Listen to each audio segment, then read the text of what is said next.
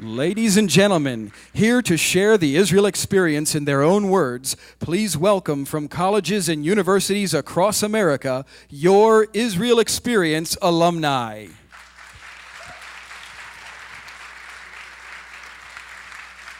My name is Michael Onifer.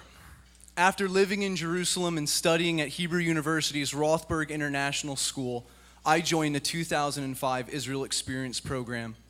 Not only did it surpass the several months that I spent living in Israel, but I was so impacted, I decided to commit my life to raising up Christian ambassadors for Israel, and I now direct the Israel Experience program. My name is Elizabeth Wong. After attending the 2006 Israel Experience program, I was motivated to establish the first Christians United for Israel campus chapter at my university, California State University, Bakersfield.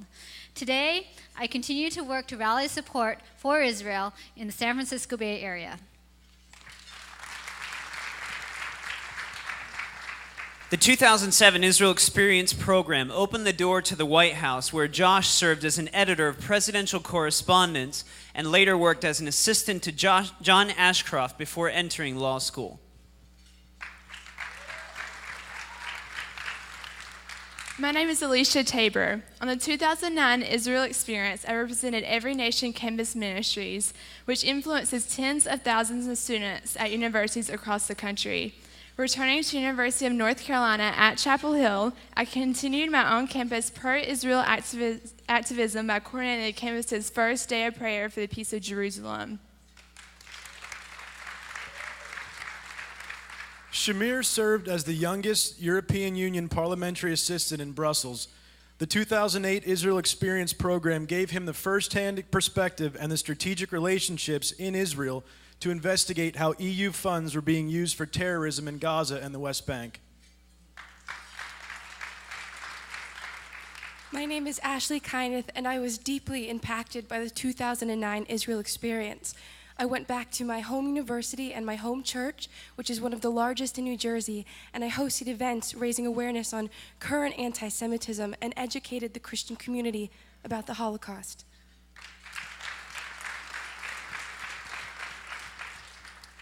Daniel attends Wheaton College, known as the Harvard of evangelical higher education. Equipped by the 2009 Israel Experience program, Daniel actively defended Israel after the recent war in Gaza. He's also hosted speakers on campus and coordinated Wheaton's first ever day of prayer for the peace of Jerusalem. My name is Michelle Avellino. Due to the anti-Israel climate at my university, San Francisco State, I was unable to find even one faculty member to provide a recommendation for a pro-Israel program. The 2009 Israel Experience provided me with informed defense of Israel upon returning to my hostile campus.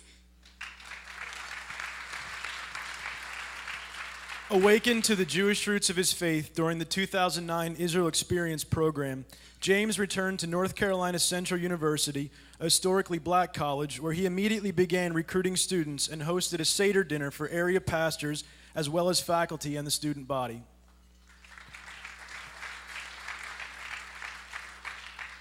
The Israel Experience positioned Esther to become the first of its graduates to intern for Israel's Ministry of Foreign Affairs, where she served in the office of Consul General Asaf Sharif in New York.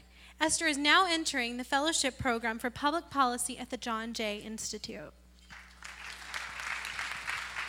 The 2004 Israel Experience program trained William to write the first draft of Senator Sam Brownback's speech to Knesset.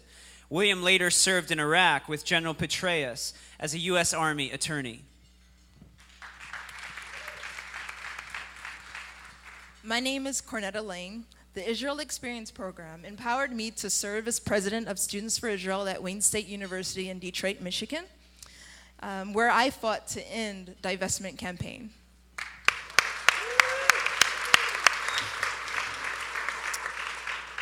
What you've just heard, and the young men and women who stand with me on this platform, are just a portion of the scores of students that have come through the Israel Experience program. Our time in Israel has distinguished us among our peers. It has empowered us to influence our student body, our faculty, our communities, this nation, and the world. Now, more than ever, our numbers must grow. We must quickly go from dozens to hundreds and hundreds to thousands. What we've already done can only be matched by what is before us and what is yet left to be done. To bring thousands of students to Israel every year and secure Christian support for Israel in the next generation.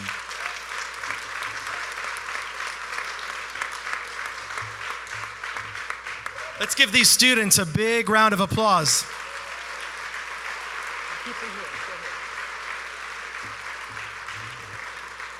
Ladies and gentlemen, we are so happy that you have made time in your incredibly busy schedules to be a part of this important evening.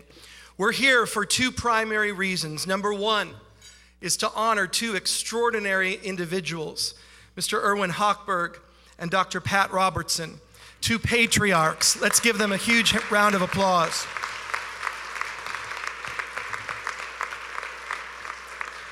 You cannot get around either of these gentlemen without, within a few moments, having the conversation turn to Israel and her future.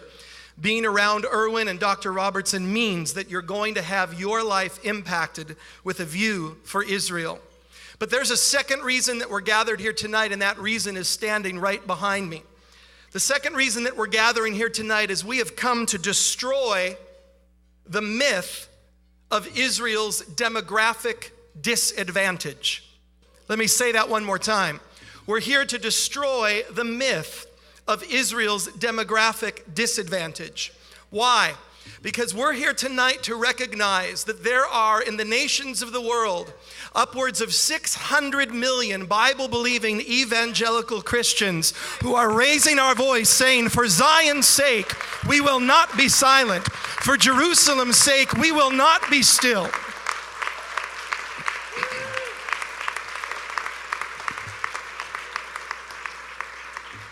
Bible-believing Christians around the world have a theological predisposition to a strong state of Israel and a strong, vibrant Jewish community in the nations. And we are painfully aware that the sin of silence of the church of Europe in the 30s led to an unspeakable horror and atrocity. And we have made a decision that the sin of silence will never be repeated on our watch. We will never be silent. We will lift our voices on behalf of Jerusalem and on behalf of the Jewish people. And so tonight I ask you, what better investment could there be than to pour into the next generation of leading non-Jewish young people who by their academic resumes have demonstrated that they will live lives of consequence, to take them to Israel, not for a week, not for a 10-day vacation, but for a month of intense training where they receive lectures from people like Natan Sharansky and Rabbi Shlomo Riskin and the Mizrach Chutz and the Knesset, and they come back to their college and university campuses and speak out on behalf of Israel. Tonight, what this is about is passing the shofar to the next generation so that they can blow the trumpet loud and strong and clear. That is why we've come. That is why we're here.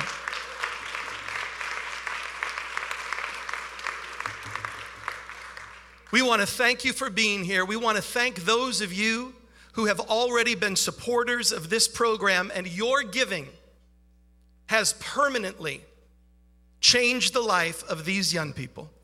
Your giving has changed the trajectory of their future. And now Israel will be a part of their future, their spouse's future. Are there spouses coming along the back here? Their children's future, their grandchildren's future. The seed that you sow into these young people changes history. Together, let's raise up the next generation of ambassadors on behalf of Israel.